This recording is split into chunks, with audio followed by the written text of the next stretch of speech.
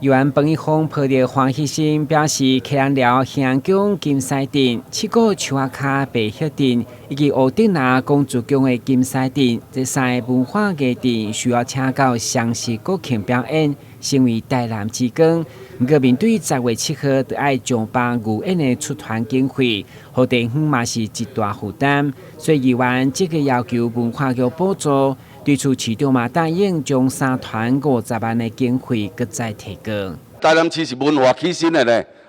是毋是讲咱若搁一顶30万，3顶嘛搁90万呢，都无100万呢，那20万嘛要60万尔，你用迄个50万的，3顶来分落去，要互冤家相拍呢？50万3间来分嘛是出不尽啦，咱学过算术的，无咱搁希望搁增加，互伊会当。大家平均安尼有这个费用，安尼敢好？好啦，感谢你市长。另外，针对环境顺治引发疫情的时机，以及面对外野家道角等问题，议员拢进一步要求市长重视。对此，面对境海使用条例修法，市长转述小英总统23号来台南的谈话，伊表示目前正伫立法院审议，互环境唔免惊有责任，也是警察用枪由国家来承担。这个警察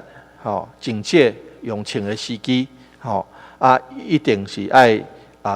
放宽就对啊，就是讲警察唔免惊讲，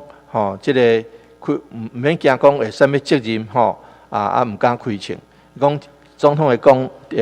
原文就讲警察用枪责任国家来担。但新闻管制杨顺怀采访报道。